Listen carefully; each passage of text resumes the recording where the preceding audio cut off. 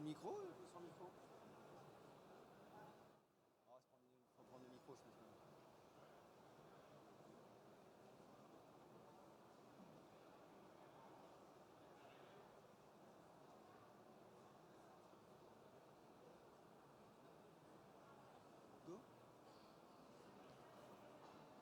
Bonjour. Bonjour à toutes et à tous. Tout d'abord, un grand merci d'être venus nombreuses et nombreux pour cette première conférence du Salon 2021. Un grand merci aussi à la Chambre syndicale qui est représentée par Anne Tour pour nous permettre d'organiser ces deux conférences. Il y aura une autre conférence vendredi sur la partie cérémonie. Donc moi, je suis Olivier Vérité, je suis le secrétaire général de la CPFM, donc la Confédération des professionnels du funéraire et de la marbrerie. Donc la principale fédération professionnelle des métiers et des opérateurs funéraires. Notre principale mission, et après je laisserai les deux intervenants vous parler de la digitalisation et de la e-réputation, mais les deux principales missions de la fédération, c'est de défendre les intérêts de la profession devant les pouvoirs publics. Donc nous devons être tous réunis et toutes réunies sur ces sujets de défense et de promotion du métier funéraire. Et le deuxième principal métier, c'est d'accompagner nos adhérents sur toutes leurs problématiques juridiques, que ce soit du droit réglementaire, du droit social ou toute la partie... C'est pas terrible le son? Peut-être à la régie? On n'entend pas trop a priori, ou alors il faut que je parle plus fort. De toute façon, je vais laisser la parole donc, à Adeline Lajoigny et à Charles Simpson, donc, qui vont vous parler de la digitalisation. Alors pourquoi ce sujet? Pourquoi la CPFM a choisi ce sujet? C'est un sujet dont il faut faire attention, dont il faut aujourd'hui prendre en compte et en considération. J'ai envie de dire, il ne faut pas qu'on soit les restaurateurs qui, il y a quelques années, parlaient de la e-réputation en rigolant et en disant de toute façon, ce ne sera jamais les avis Internet qui feront la vie de nos restaurants. Et aujourd'hui, il faut bien dire que lorsque vous allez au restaurant, la première chose que la plupart d'entre nous font, c'est de regarder sur Google, c'est de regarder sur TripAdvisor, c'est de regarder sur les réseaux les avis et les critiques. Et je pense que le monde funéraire ne pourra pas échapper aussi à ce phénomène-là. Donc il faut s'y préparer. Et c'est pour ça qu'on a demandé à Charles et à Adeline de vous en parler. Voilà, donc je leur laisse la parole et je vous remercie de votre attention.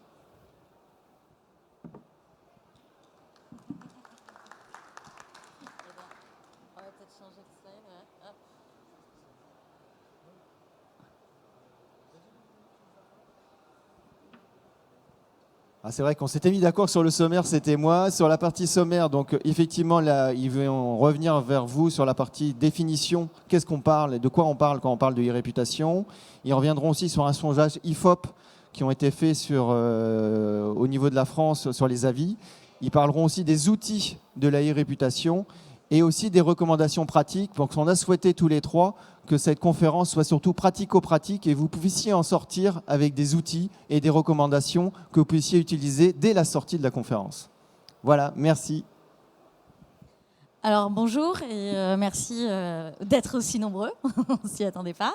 Donc moi je m'appelle Adeline Lajoigny, je suis une ancienne journaliste et aujourd'hui je suis experte en e-réputation, je suis consultante SEO, je fais de la stratégie éditoriale web. Voilà, je vais essayer de vous présenter un petit peu les outils de la e-réputation avec des mots simples, on va éviter le verbiage et essayer de vous donner des conseils très pratiques pour pouvoir les utiliser facilement au jour le jour dans votre quotidien. Donc, bonjour à tous, Charles Simpson, je suis ravi de vous voir aussi nombreux sur ce sujet passionnant. On va faire très pratico-pratique comme l'a dit Olivier. Bien évidemment, vous pouvez poser des questions. On va essayer de balayer pas mal de sujets, mais on est à votre écoute sur les questions et comme ça pour qu'on puisse vous apporter des solutions encore une fois concrètes. Alors, j'avance là-dessus. Donc, une définition, donc une opinion. Donc, c'est quoi une opinion? C'est un avis, c'est une opinion exprimée dans une délibération. Donc ça, c'est une définition de Larousse, très simple, mais qui en dit beaucoup. Et c'est en fait l'avis, globalement, aujourd'hui, c'est sur Internet. Donc c'est la notion de délibération est différente et peut être sujet à, évidemment, qui a le droit de publier un avis, qui n'a pas le droit, etc. Donc ça, on va y revenir. Donc aujourd'hui, comment définir la réputation? C'est l'image véhiculée ou subie. Je pense que certains d'entre vous ont une image positive. S'ils ont 5 sur 5 sur Google, ils sont plutôt contents. Ceux qui ont un peu moins sont un peu moins contents et on va en parler. Donc c'est à la fois véhiculé ou subi d'une marque, Donc c'est tout à fait possible. Vous, en tant que les grands groupes, les entreprises familiales, tous ont une réputation si vous avez une société. Ça peut être aussi un particulier et ça peut être aussi différents produits-services. On va y revenir. Donc il y a différents types d'avis, à la fois Google et autres, et je vais y revenir juste après. Donc justement, c'est les moteurs de recherche. Donc Adeline va pas mal en parler, notamment de Google, qui est évidemment l'une des principales plateformes d'avis. Les plateformes d'avis, donc il y a d'autres types d'avis, plateformes qui existent, on va y revenir, Page Jaune et autres, et puis les réseaux sociaux qui sont aussi des sources d'avis. Donc aujourd'hui, comme vous le savez, Internet est dans votre quotidien et dans votre téléphone. Depuis une dizaine d'années maintenant, tout le monde a Internet et les personnes âgées ont Internet. Évidemment pas toutes, plus on va dans l'âge. À 90 ans, il y en a quelques-unes, mais c'est un peu moins fréquent. Mais à 80, 85 ans, maintenant, beaucoup vont sur Internet. Encore une fois, vous le savez, pour ne serait-ce que appeler les impôts. Parce qu'aujourd'hui, si vous êtes senior et que vous ne savez pas appeler les impôts, vous n'avez pas les pages jaunes, et il faut trouver une solution. Donc aujourd'hui, de plus en plus, les téléphones sont adaptés à notre cible. Et donc, de fait, utiliser Internet comme un véhicule d'information, donc de recherche active. Le bouche à oreille, évidemment, reste un élément central pour la notoriété d'une pompe funèbre. Et puis les avis clients, c'est vraiment le sujet d'aujourd'hui dont on va rentrer dans le détail. Alors, la e-réputation aujourd'hui, ça concerne tous les secteurs. Donc 55% des Français, à mon avis c'est un petit peu plus aujourd'hui, mais à minimum 55%, citent la e-réputation, donc les avis des clients, comme critère numéro 1 du choix d'une entreprise ou d'un produit.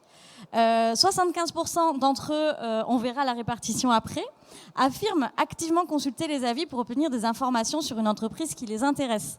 Aujourd'hui, les avis, ça commence vraiment à devenir l'outil numéro 1 pour aller derrière, soit pousser la porte, soit appeler quelqu'un dont on a envie de prendre un service. 71% de ces personnes-là plébiscitent le moteur de recherche Google pour effectuer leur recherche, alors que 56% se rendent directement sur le site web. Ça veut dire qu'aujourd'hui, Google, c'est l'endroit numéro 1 quand on recherche une entreprise. On ne va même pas sur le site, on va d'abord aller voir ce que Google dit de l'entreprise. C'est pour ça qu'on le verra plus tard. C'est pour ça que c'est très important d'être bien référencé sur Google et d'avoir des bons avis sur Google. Voilà. Donc par rapport à ces 75% des Français qui consultent les avis clients, il y en a 20% qui affirment toujours éplucher les avis. Ça peut vous paraître peu, mais au final c'est énorme parce que 20% des personnes, il y a 5 ans, c'était à peine 5 ou 6%.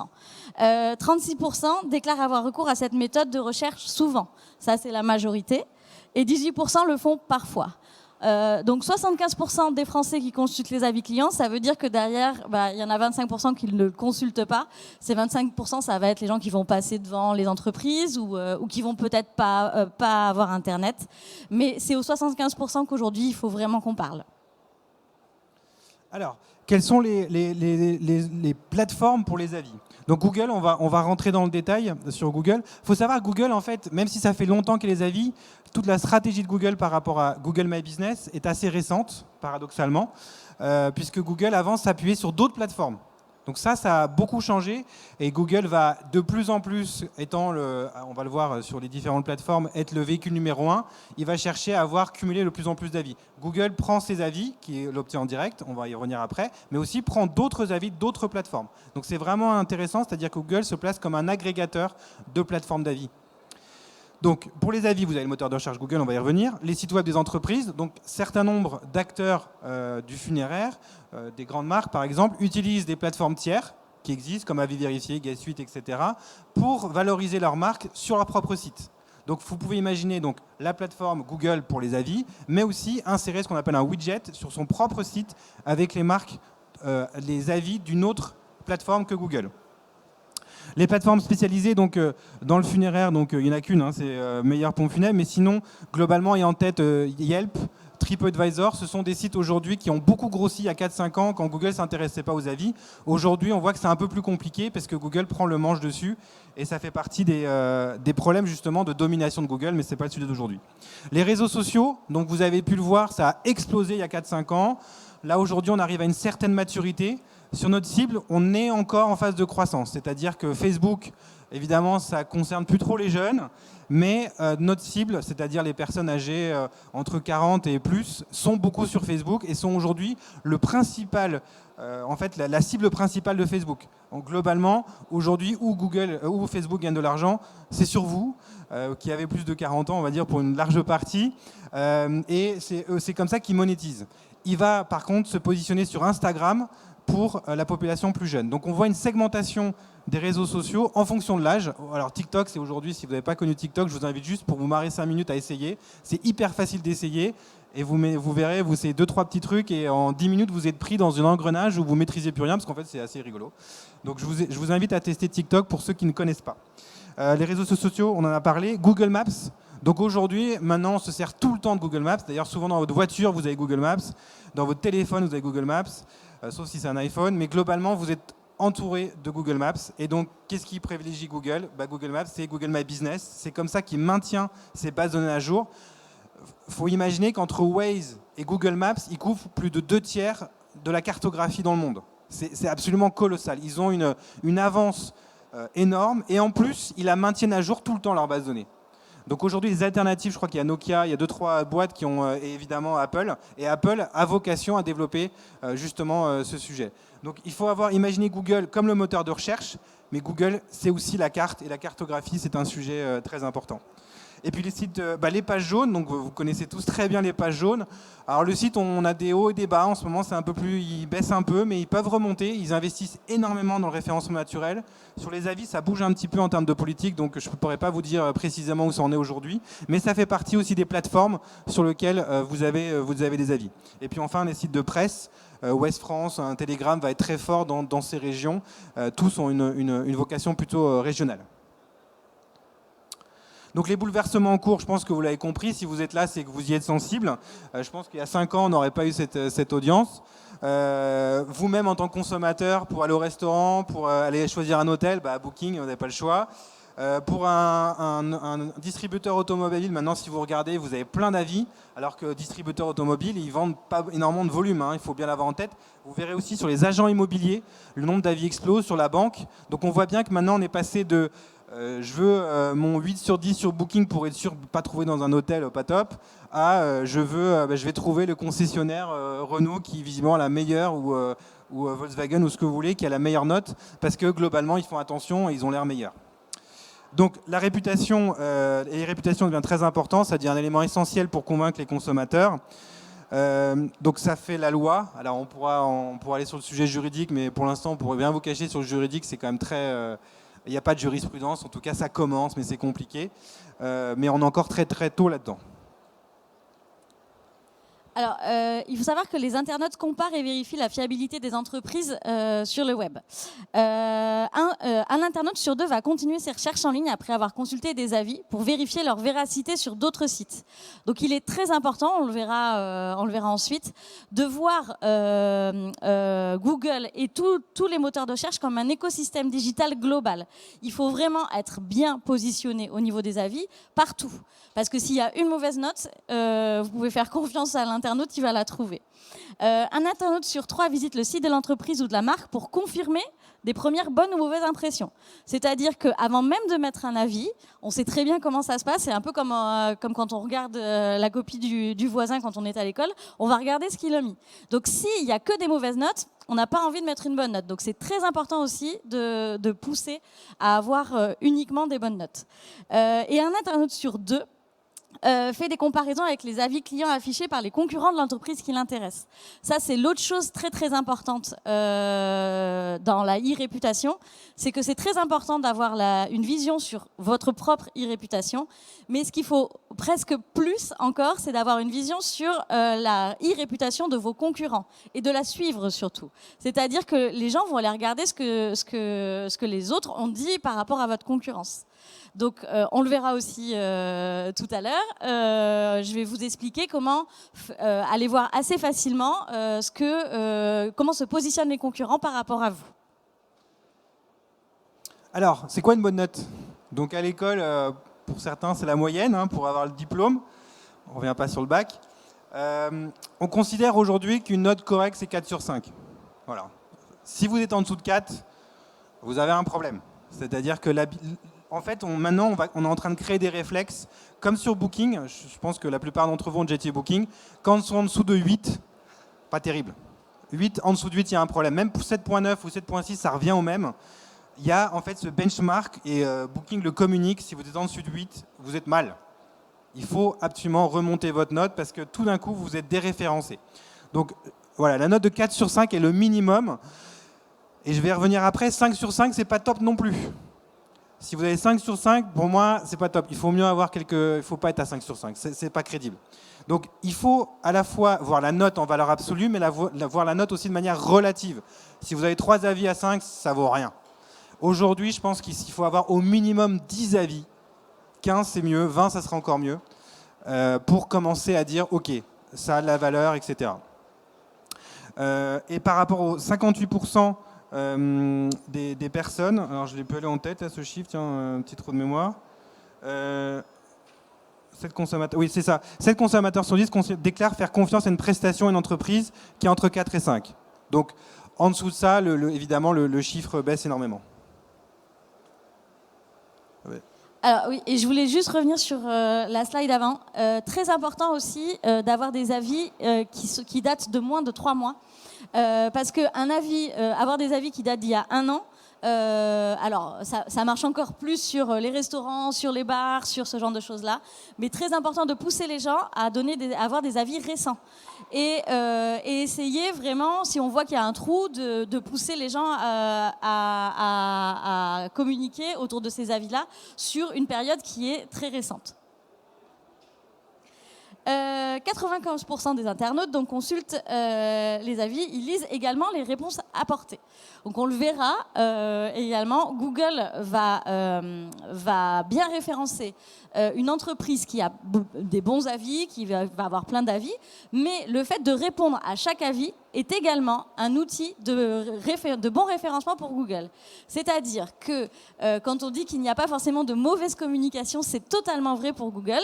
Si quelqu'un vous donne un mauvais avis et que vous répondez, pour Google, c'est un point positif pour le référencement. Donc il ne faut jamais, au grand jamais, laisser un avis sans réponse. Est-ce que parmi d'entre vous, qui ne connaît pas sa note Google? Alors je vais faire qui connaît sa note Google? Ah, donc inversement, qui ne connaît pas sa note Google? Ok, bah, je vous invite à aller sur Google et puis taper votre nom d'entreprise évidemment. Aujourd'hui, c'est nécessaire de connaître sa note Google. Est-ce que certains d'entre vous ont plus de 4,5? C'est bien. Voilà. 4,4, ça passe? Qui a plus de 15 avis sur une agence? Oula, nous avons des champions, d'accord. Ok. Et moi, j'avais encore une autre question. Est-ce que parmi vous, il y en a qui connaissent la note de leurs concurrents? Non. Donc ça, c'est pareil. Hein. Est-ce qu'elle est meilleure que la vôtre? Oui? Non? Donc il faut à chaque fois, c'est intéressant d'avoir ce retour, regardez votre note, mais celui du concurrent, parce qu'en fait, il faut se mettre à la place de l'internaute. Lui, il va regarder qui a les meilleures notes, quoi. Et la meilleure note, c'est, encore une fois, un avis avec 5 sur 5 vaut beaucoup moins que 15 avis avec 4,5. Ça peut vous sembler bête, mais la réalité, c'est qu'aujourd'hui, on a aiguisé l'œil. Un hôtel qui a 70 avis par un hôtel qui a 1000 avis, ça n'a rien à voir. Voilà. Et une entreprise qui a 200 avis à 5 sur 5, honnêtement, on commence à se poser des questions. Voilà, on va en parler. Alors, on va rentrer dans le vif du sujet. Je vais vous présenter les outils que vous pouvez utiliser pour votre e-réputation. Donc, comme je vous disais, il faut penser l'écosystème digital dans sa globalité. Donc, je vais commencer par vous parler de l'univers Google, parce que comme on l'a vu, hein, Google, c'est 90%, voire 92% des parts de marché aujourd'hui sur le moteur de recherche. Des outils très simples à utiliser, vous allez voir, il suffit juste de prendre votre téléphone. On va voir Google Search, Google Alerts et Google My Business. Google My Business, c'est un petit peu le roi. Après, je vais vous parler de référencement, le référencement de votre propre site internet. Il se trouve que voilà, moi je suis spécialisée en référencement, donc c'est une partie qui me tient particulièrement à cœur et c'est une partie qui est très importante à travailler aujourd'hui. Je vais vous parler des réseaux sociaux et c'est pour ça que le référencement est aussi important aujourd'hui parce que les réseaux sociaux sont un petit peu en perte de vitesse et le référencement est en train de booster énormément les sites internet, notamment bien entendu grâce à Google.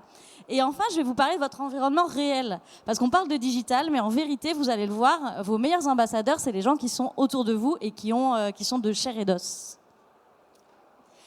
Pour les outils de votre e-réputation, je vous parlais tout à l'heure de Google Search. Google Search, c'est quand on est sur Internet, on va taper le nom de son entreprise, par exemple, et on va pouvoir aller voir comment elle est référencée. Je vous conseille de taper régulièrement. Quand je dis régulièrement, le mieux, ce serait une fois par semaine. Une fois par jour, ça n'a pas un grand intérêt, mais une fois par mois, c'est pas assez. Parce que les robots de Google passent assez souvent sur votre site. Donc, allez voir en tapant et il faut que vous allez regarder les résultats. Donc, vous mettez le nom de votre entreprise, vous regardez les résultats dans les textes, mais aussi dans les photos et dans les vidéos. Car il est possible qu'il y ait des photos liées à votre entreprise, mises par exemple par des clients et que vous ne connaissez pas. Là, par exemple, j'ai cherché la maison des obsèques à Pau. Et on voit que, je ne sais pas si tout le monde voit, mais on voit que, bien entendu, c'est référencé sur Google Maps, sur les pages jaunes, sur Mappy, sur un site d'agence, sur les horaires du Figaro, voilà. Donc, il est très important de savoir qui parle de vous et quand. Parce que vous allez pouvoir demander, si besoin, un droit de rétractation ou un droit de modification. Je donne un exemple, les horaires du Figaro, ils sont pas bons. Si vous le savez pas, vous allez avoir des mauvais horaires. Il y a des gens qui vont venir chez vous, ça va être fermé et du coup, vous allez perdre un client. Donc, il faut bien toujours tout vérifier, toutes ces informations-là. Vous allez me dire, ces informations-là, j'ai la main dessus. Mais pas forcément, parce qu'il y a des gens qui vont mettre des informations sans vous demander votre avis. Donc ça, c'est la première chose à faire. C'est très simple à faire. C'est Google Search. Ah oui, oui, merci Charles. Charles soulignait, pour ceux qui connaissent, de ne pas hésiter à faire cette recherche en navigation privée. Vous savez, en haut, vous mettez navigation privée. Ça vous permet que Google ne prenne pas en compte les recherches précédentes que vous avez faites. Parce que bien entendu, que si vous allez rechercher une fois par semaine le nom de votre entreprise, et ben la deuxième, troisième fois, par rapport à vos habitudes, Google va vous mettre en premier, alors que vous n'avez pas vraiment la première place. On parlait de veille personnelle, il faut également, ce qu'on s'était dit, ne pas hésiter à faire une veille concurrentielle. Donc là, c'est très simple. Vous mettez votre domaine de compétences. Donc là, j'ai cherché pompe funèbre à Pau. Et dans pompe funèbre à Pau, on peut voir tous les différents acteurs qui sont répertoriés. Donc là, c'est le top 6 après la Google Maps et après les annonces. Donc on voit que l'acteur numéro 1, c'est l'acteur numéro 1. Et il faut essayer, au fur et à mesure, de voir comment est-ce que sa place évolue et comment on évolue par rapport aux concurrents. Si vous n'avez pas le temps de le faire et si vous n'avez pas le temps d'aller sur Internet tous les jours, il y a un outil qui est très simple qui s'appelle Google Alert.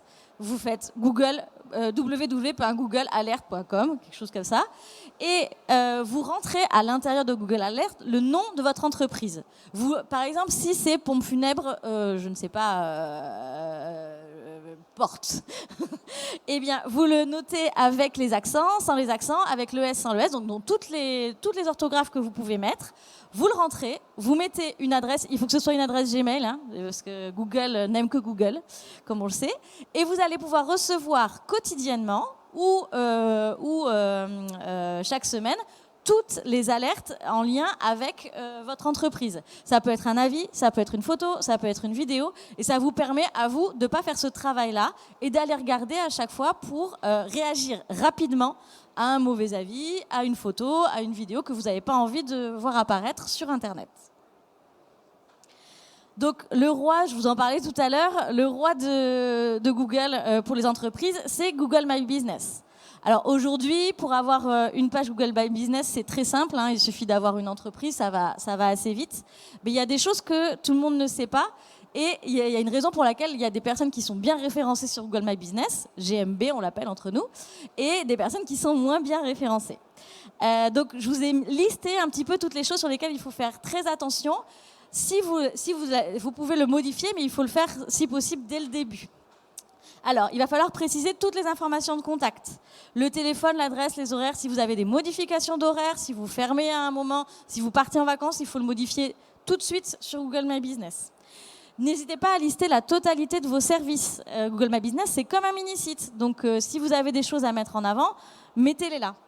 Également, ajoutez votre propre description. Parce que si vous ne l'ajoutez pas, il est possible que Google aille la chercher sur votre site ou ailleurs et vous n'allez pas avoir la main mise dessus. N'hésitez pas aussi à mettre tous les liens que vous avez. Votre site internet, vos réseaux sociaux. Si vous êtes par exemple sur, j'en sais rien, sur des sites d'avis, si vous êtes sur d'autres plateformes, mettez tous les liens qu'il y a là. Plus vous allez mettre de liens, et mieux vous allez être référencé. Également, mettez vos produits phares. On parlait des services, mais vous avez des services et des produits. Mettez des produits et en lien avec la suite. Et c'est ça qui est peut-être un petit peu le plus important. Donc quand vous faites votre fiche Google My Business, il y a des choses qui vont être dans le dur, qui ne vont pas bouger. Et ce qui peut bouger, c'est les photos. Le problème, très souvent, dans Google My Business, c'est qu'on a beaucoup de photos qu'on n'a pas choisies, qui sont moches, qui sont les photos peut-être des clients, qu'on aimerait bien optimiser. La meilleure manière d'optimiser votre référencement visuel et votre réputation visuelle, c'est vous-même de rajouter très régulièrement des photos. Vous avez un stock de photos récentes, vous vous dites, une fois par semaine, je vais rajouter une photo, je vais mettre un petit texte si je veux. Voilà. Il faut vraiment que votre page Google My Business soit active et vous ressemble vraiment. Il ne faut pas laisser les autres prendre la main là-dessus. Et dernière chose, qu'on vous verrez plus tard avec Charles, il faut répondre à tous les avis.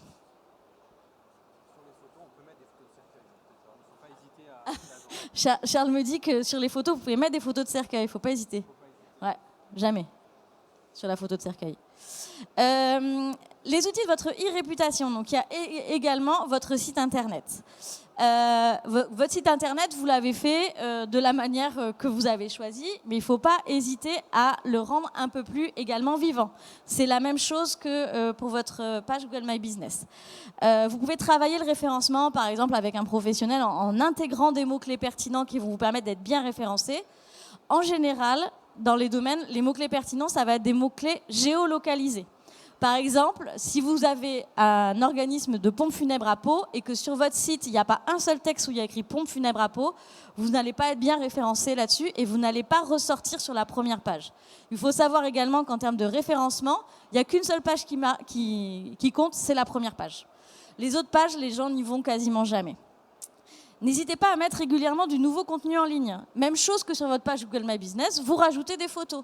Ça vous permet de passer pour une entreprise à la réputation active et les gens vont se dire, bien ces gens-là, ils travaillent beaucoup, ils ont beaucoup d'activités, ils ont l'air sérieux, il y a beaucoup de gens qui leur font confiance, donc moi j'ai envie d'aller les voir. Ajoutez une page avis. Alors, ça c'est pareil, hein, il faut peut-être travailler avec un professionnel dessus où il y a des widgets assez simples pour le mettre dessus. Les avis que vous allez collecter sur votre site, ils vont être pris en compte par Google. Donc vous pouvez proposer à vos clients de mettre, par exemple, un avis sur votre site ou voilà, vous pouvez avoir différents endroits où mettre l'avis. Et la dernière chose qui, moi, me paraît très importante dans votre domaine, c'est de travailler ce qu'on appelle le storytelling. Aujourd'hui, ce qui est très important, c'est de parler de vous, de votre équipe, des gens qui sont autour de vous, de vos partenaires. Comment vous en parlez ? Vous prenez des photos de votre quotidien, vous montrez que vous êtes soudés, vous montrez que l'équipe est forte, qu'il y a des gens derrière l'entreprise. C'est assez facile à faire avec les réseaux sociaux ou avec le site. Et c'est toujours quelque chose de très important parce que ce que vous allez créer un attachement à votre marque. C'est-à-dire que les gens, ils vont avoir envie de venir vous voir parce que vous avez l'air soit professionnel, soit sympathique, soit amusant. Enfin, c'est vous qui choisissez l'adjectif en fonction de votre domaine. Mais le storytelling aujourd'hui, c'est l'un des points les plus importants de la e-réputation. Des gens qui n'ont pas l'air avenants, on ne va pas aller vers eux même s'ils ont une super note. Et enfin, Ah non, c'est avant-dernier point. Donc, les outils de votre réputation, il y a également les réseaux sociaux. Donc, on en parlait tout à l'heure avec Charles. Facebook, c'est pour un public plus âgé. Facebook, ça va être le réseau social idéal pour les pompes funèbres. Instagram, ne l'utilisez que si vous avez des belles photos. Si vous n'avez pas de photos, c'est même pas la peine d'utiliser Instagram. Pinterest, vous pouvez le mettre en avant si vous avez des textes de blog ou des produits à mettre en avant. LinkedIn, c'est pour le B2B. Pour ceux qui ne savent pas ce que c'est que le B2B, c'est le business to business. Sur LinkedIn, on ne parle pas au grand public, on va parler à ses concurrents ou ses partenaires.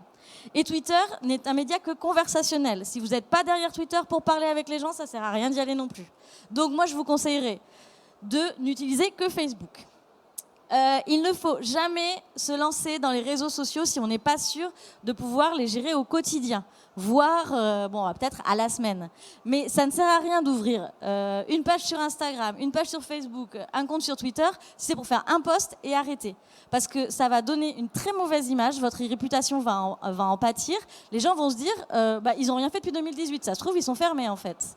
Donc, il faut, avant même de se lancer dans les réseaux sociaux, il faut réfléchir à ce qu'on va mettre en place.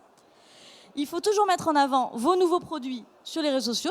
C'est là où vous allez avoir le plus de facilité de le faire. Ce que je vous disais par rapport au storytelling, n'hésitez pas à partager votre quotidien. Votre quotidien, il vous paraît peut-être pas très intéressant, mais en fait, les gens ne le connaissent pas. Moi, par exemple, je n'y connaissais rien au funéraire et j'ai les yeux qui pétillent. Aujourd'hui, c'est extraordinaire ce milieu-là.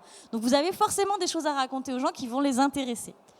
Également, vous ouvrez les avis sur les réseaux sociaux. Facebook a un outil d'avis qui est très bien fait et qui est pris en compte par Google. Enfin, votre environnement réel. Votre environnement réel, ça peut être votre principale source de bonne réputation, mais ça peut être également votre principale source de risque. Donc, il faut y faire très attention. Donc, votre environnement réel, c'est vous et vos employés. Il faut faire attention, il faut bien dire à vos employés ce qu'ils ont le droit de partager ou de ne pas partager sur les réseaux sociaux, en l'occurrence, ou sur un site internet, enfin sur le web. Il faut faire attention à ça et il faut essayer de le canaliser. Vos anciens employés, qui ne sont pas toujours vos meilleurs, qui ne sont pas toujours très, très, très contents d'être partis. Donc, pareil, il faut vérifier ce qu'ils racontent, si jamais ils racontent des choses sur vous, notamment par le Google Alerts, et si besoin, demander un droit de rétractation. Vos clients ou consommateurs, donc ça, c'est l'histoire des avis, que vous verrez avec Charles. Vos concurrents, c'est pareil, ils peuvent aller mettre des avis négatifs sur vous, et donc vous les connaissez, vous pouvez également vérifier ça. Les agents infiltrés, je ne suis pas sûre qu'il y en ait des tonnes dans le funéraire, mais bon, voilà, ce seraient des avis négatifs. Et une autre chose auquel on ne pense jamais, c'est les médias. C'est-à-dire qu'on peut parler de vous dans les médias sans que vous en soyez au courant. Donc ça, il faut également bien pouvoir le voir via les Google Alerts et via la veille personnelle. Voilà. Alors, on a mené une étude, on a fait ce qu'on appelle, on a scrappé Google, c'est-à-dire qu'on a utilisé un moteur, on a fait un bout de code, et on a été voir, on a pris toutes les pompes funèbres de France qu'on connaissait, on a été voir sur Google, on a été collecter les avis. Donc, deux critères, le nombre d'avis et la note. Ce qui nous a permis de sortir des statistiques qui permettent de se faire un peu une idée d'où on est dans le funéraire. Quand vous allez dans un restaurant, aujourd'hui, vous avez 50, 100, 150, 200, 300 avis. Il faut savoir qu'aujourd'hui, le nombre d'avis moyen dans une pompe funèbre, c'est 7. Ça veut dire quoi? Ça veut dire que globalement, le secteur dans son ensemble est très en retard par rapport à d'autres secteurs. N'importe quelle agence, même immobilière, va avoir beaucoup plus d'avis. On a un secteur qui est en retard, mais c'est une opportunité pour vous, puisque justement, si vous êtes proactif là-dessus, vous pouvez avoir un cran d'avance. C'est compliqué à mettre en place une stratégie d'avis, on l'a vu et on va le voir. Ça prend du temps, donc concrètement, il faut lancer le sujet, il faut être alerte, il faut sensibiliser les gens, il ne faut pas en avoir peur. Je pense qu'il y a plein de gens qui en ont peur des avis. C'est pas dramatique si vous prenez un scud, on s'est pris des scuds, on peut pas faire grand-chose si on a un mauvais avis. Le seul truc qu'on peut faire, c'est en chercher d'autres. Donc, pour moi, c'est une opportunité pour vous, parce qu'en plus, la note moyenne est de 4,2. Ce qui n'est pas objectivement dingue. Je reviens sur le parallèle de l'hôtel. Quand vous cherchez un hôtel, en fonction du prix, globalement, il y a des études qui ont été faites là-dessus. 8, 8,5, ça va être correct. Ça va bien se passer. En dessous de 8, je risque d'avoir des mauvaises surprises. 8,5, au-dessus, je commence à être prêt à payer plus cher pour avoir un avis pour cet hôtel. Au-dessus de 9, le prix n'est plus un sujet.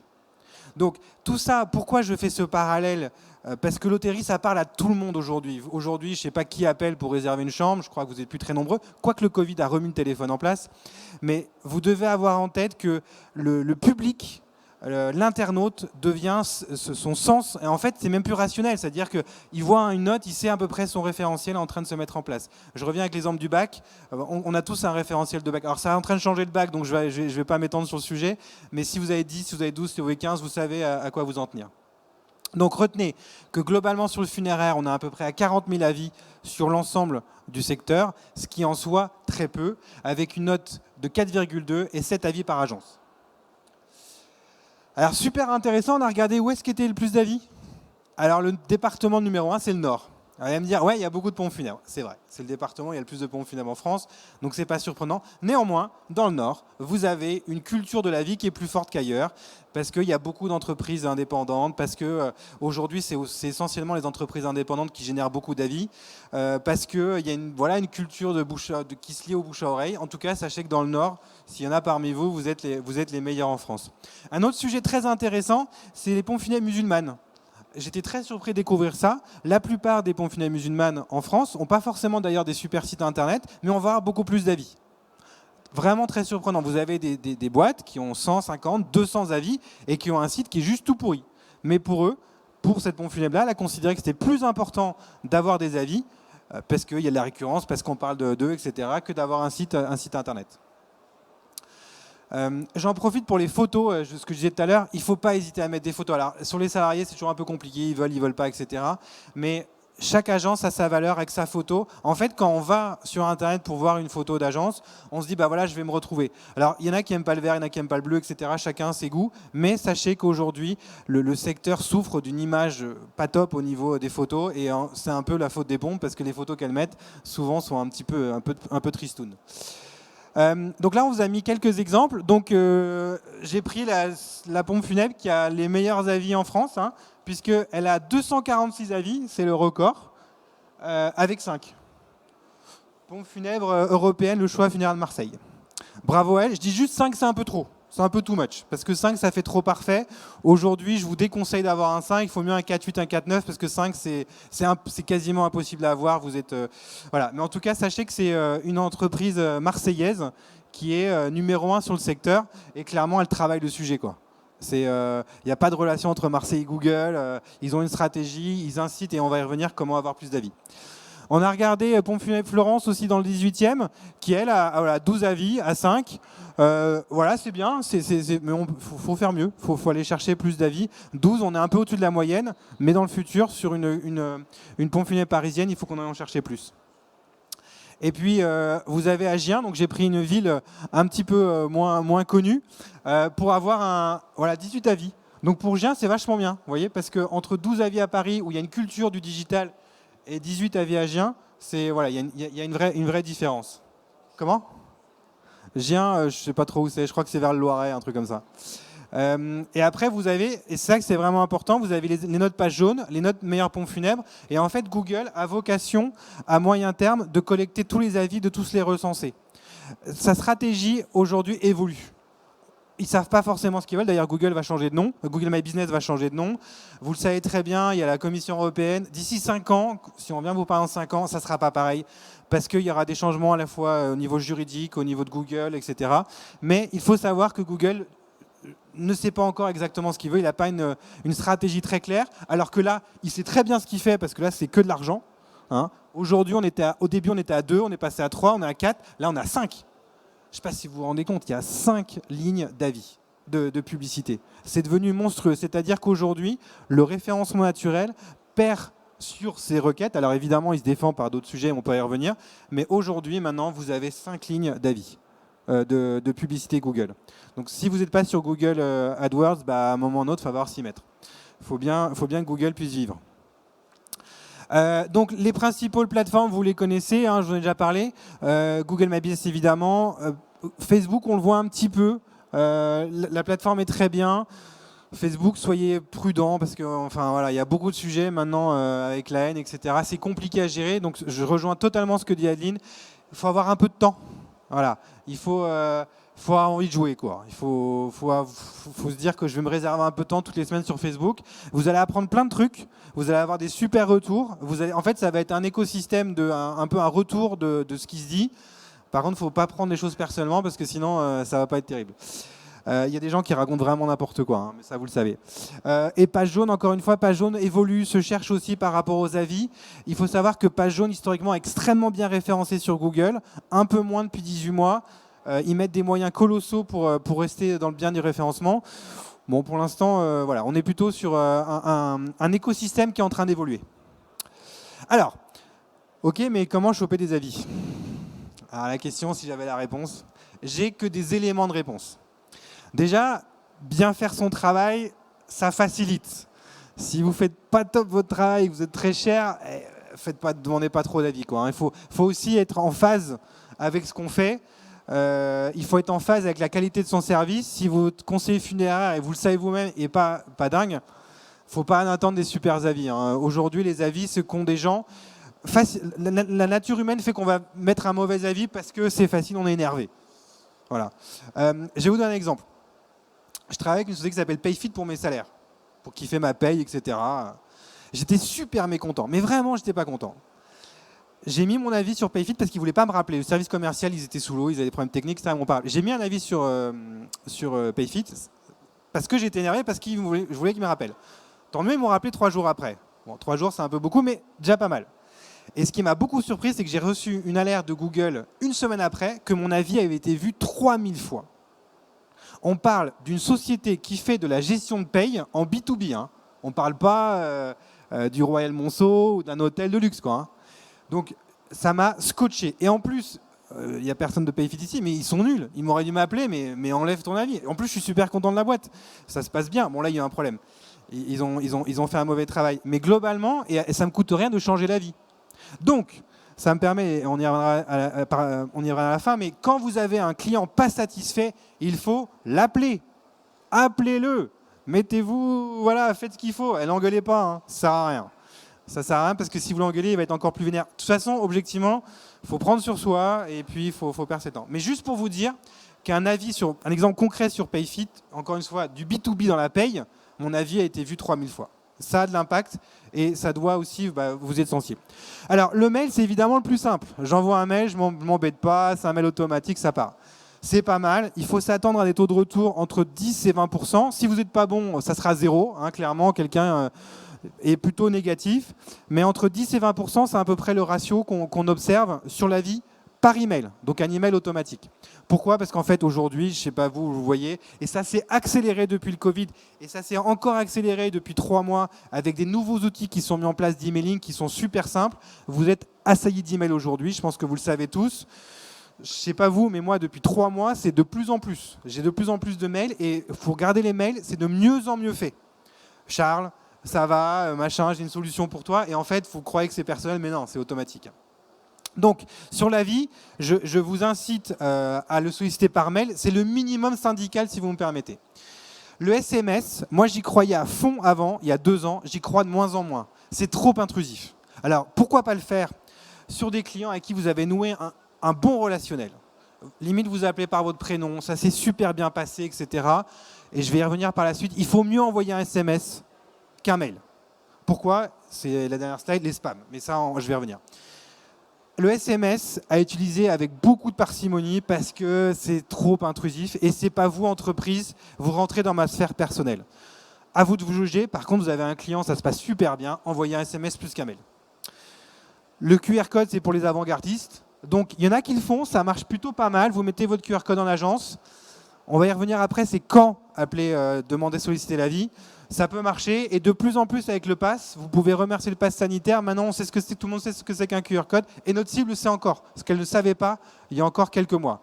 Donc le pass sanitaire, et c'est pour ça que je l'ai mis, a fait évoluer le QR code de manière stratosphérique. Je ne sais pas vous, mais moi je m'en servais jamais avant et maintenant, de toute façon maintenant, c'est le QR code d'ailleurs de mon fils et personne m'a grillé, mais ça c'est un autre débat. Le téléphone et l'email, c'est ce que je recommande. Alors oui, c'est du temps. Voilà, c'est sûr, ça va prendre un peu de temps. Le coup de téléphone, vos conseillers souvent ne sont pas à l'aise, ont du mal, etc. Faites-le vous-même au début. Mais en tous les cas, le formulaire papier qu'on envoie par courrier, ça ne sert plus à rien. Objectivement, c'est mon avis. Hein. Il y en a certains qui le font ici et ils ne vont pas aimer, mais c'est fini, quoi. Voilà. Aujourd'hui, c'est du travail qui coûte et qui, objectivement, souvent, c'est pas exploité, ça ne va pas sur la toile. Donc, moi, je vous recommande le téléphone plus l'email, le téléphone plus l'SMS si ça se passe bien, mais c'est un vrai temps à allouer, à aller chercher des commentaires. Vous n'avez pas besoin de 10, 20, 50 commentaires par mois. Vous avez besoin de 2 ou 3. Ça suffit, hein, par agence. Hein. Mais ça suffit. Si vous montrez un flux continu et que vous habituez vos conseillers funéraires qui sont encore une fois très mal à l'aise par rapport à ça, vous allez tout gagner. Il faut savoir que globalement, aujourd'hui, sur notre cible, à peu près 30% des gens ont un Gmail. Donc, votre démarche, finalement, ça va être concerné que 30% des internautes. Donc c'est beaucoup de travail. Hein. Il y en a peut-être entre 20 et 40% qui répondent. Par téléphone, on a entre 30 et 40% un taux de réponse. Et après, j'en aurai que 30% qui vont pouvoir le publier sur Google. Donc l'objectif, c'est évidemment d'avoir d'autres plateformes que Google pour être sûr de capter les 70% d'autres avis. Parce que si vous demandez un avis et qu'en fait, il n'y a que Google, mais il n'a pas Google, bah, c'est con, mais vous ne pouvez rien faire. Et donc, vous allez créer quelque chose. À la fois, le conseiller funéraire ne va plus le faire parce qu'il dit ah ouais, mais il n'a pas Google. Enfin bref, c'est pas très positif. Je vois que le retourne, il faut que je me grouille. Si vous avez des questions là-dessus, n'hésitez pas. De toute façon, j'ai terminé. Les spams, je vous l'ai dit, de plus en plus, on est harcelé de mails. Je ne sais pas vous, mais moi, j'en peux plus en ce moment. Je passe mon temps à... Et pourtant, je fais une newsletter moi-même, donc mais je passe mon temps à me désabonner. On a trop d'infos aujourd'hui. C'est très compliqué aujourd'hui de se démarquer. Sur LinkedIn, si vous n'y êtes pas, allez-y. C'est un super endroit, ne serait-ce que pour savoir ce qui s'y passe dans le funéraire. Et le funéraire est très actif dans LinkedIn. Voilà, il faut le savoir. Il y a beaucoup d'acteurs dans la salle ici qui font des choses, qui publient, qui se donnent du mal à faire sur LinkedIn. Et pour vous, c'est un bon moyen de rester connecté sans passer par une newsletter. Parce qu'au moins, vous choisissez ce que vous voulez. Mais aujourd'hui, 50% des boîtes mail tombent en spam. Donc ça veut dire un mail sur 2 ne va pas au destinataire. C'est énorme et ça va être de pire en pire parce qu'en fait, Google, Page Jaune, Orange, etc., enfin Orange, pardon, vont de plus en plus limiter l'envoi de mails parce qu'en fait, les clients ne sont pas contents. Donc, et j'en profite, quand vous devez envoyer un mail à une famille, vous n'avez pas le choix, il faut appeler. Parce que si vous n'appelez pas, il y a une chance sur 2, dans une semaine, ah mais non, vous ne m'avez pas contacté, ils vont vous appeler en vous incendiant parce qu'ils n'ont pas reçu le mail. En fait, il est en spam. Donc, et en plus, Google, maintenant, il y a promotion. Donc depuis 6 mois, alors c'est un peu... Et promotion, ils sont perdus. Hein. Parce qu'il faut aller sur la page promotion sur Gmail. Bref. Voilà un peu ce qu'on pouvait vous dire. Alors le dernier point, c'est quand contacter la famille. C'est un point super important. Et ça, on a pas mal d'expérience sur le sujet. Moi, je déconseille au-dessus de 10 jours. Je parle bien en obsèque. Marbré, c'est différent, on y reviendra. Après 10 jours, en fait, je vais être un peu cash, ils n'ont plus envie d'entendre parler de nous. C'est fini. Alors, il y a la facture, le machin un petit peu, mais c'est fini, on veut passer à autre chose. Après 6 mois, après 1 an après, c'est différent. Mais on ne veut plus entendre parler de la pompe funèbre 10 jours après. Donc pour moi, la fenêtre idéale, c'est entre 3 et 10 jours après la cérémonie. Et surtout, évitez le call et le mail, facture plus commentaire. Ce n'est pas une bonne idée. Il faut vraiment séparer la facturation du commentaire. Vous mélangez deux choses qui n'ont rien à voir et souvent, ce n'est pas forcément super important. Mais vous pensez, oui, je vais lui parler, je vais faire qu'un call. Non, il faut mieux segmenter les deux. Donc voilà, entre 3 et 10 jours, pour moi, c'est optimal. Avant 3 jours, c'est un peu chaud, quoi. Hein. C'est un peu limite, non, etc. Il y en a qui sont très forts, ils peuvent le faire en magasin. Si vous y arrivez, c'est super. Si vous avez un conseiller qui arrive, franchement, allez-y, c'est ce qu'il y a de mieux. Mais parce qu'il est en place de vous, parce qu'il peut le faire devant vous sur son téléphone. On peut tout faire sur smartphone, c'est génial. Après, il faut avoir un conseiller qui a cette capacité, cette facilité de le faire et qui limite, pour le coup, le fera lui-même à la place de la famille. Il ne faut pas se raconter d'histoire, ça arrive souvent. Donc voilà, par rapport aux 10 jours, pour moi, c'est la date maximale.